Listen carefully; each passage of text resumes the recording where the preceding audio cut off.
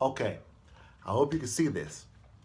Um, but what we have here is the old fuel pump, and connected to this, I have the new fuel pump. Now, what I want to do before I put this back in here is make sure that the pump actually works.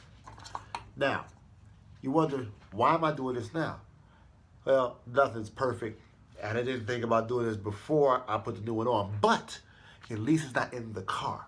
So, what I did was first, I tested with a meter connector to make sure I had a complete connection between the two. Hold on, be right back.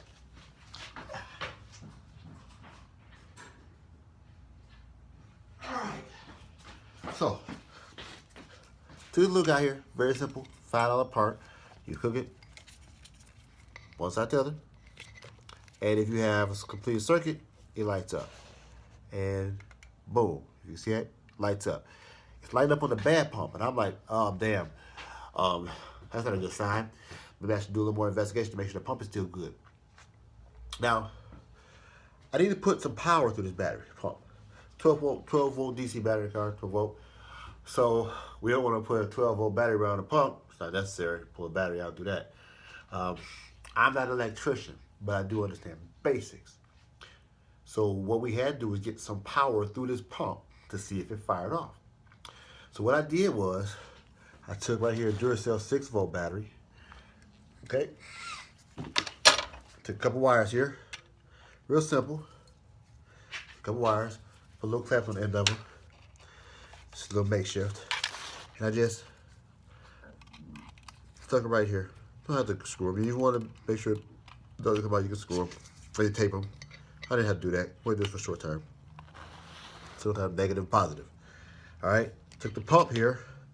I think negative was, I hope I remember this right. Here. So what I did was,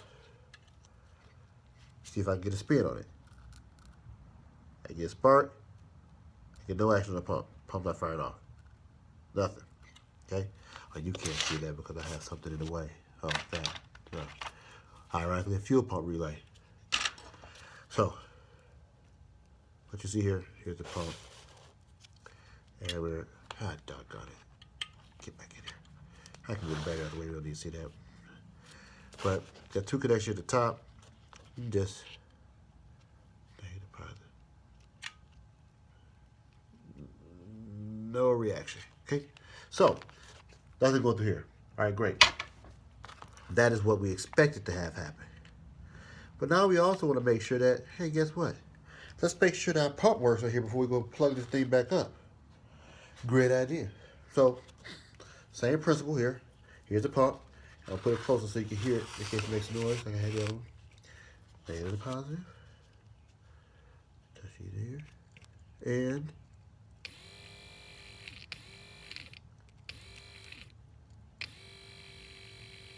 that's what you want to hear. All right, so that tells us that the pump we have on here is good. The pump we had on here before is bad, or it's not working. Now, that's a quick, cheap, easy way to do this. I was going to go buy a tester. I went to the auto parts store, and I was like, dude, all I want to do is make sure it works. So I want to make sure it gets power. So, a little creative ingenuity. It's a good way to test low voltage parts. 6 volt battery. And we are all said and done. Thing's done. Stick it back in your flashlight. So, that's my garage hack for the day. And if we get a hack to put it back together, I'll figure it out later. I'll get it really long. And there you go. The benefit to this is obvious. You know, you spend all the time putting stuff together. You don't want to assume it works or that you have everything hooked up correctly. You want to at least make sure you do your due diligence and make sure you put it together the right way. And there's some other ways I can actually test this too. I can actually put power to these wires up here to make sure this is bad, good. I can put power here. I can do several different things here. So I'm gonna play around with it a little more, see if I can test the sending unit, see if I can figure out a way to test the sending unit, and go from there. But other than that, yep, that's basically it. Peace.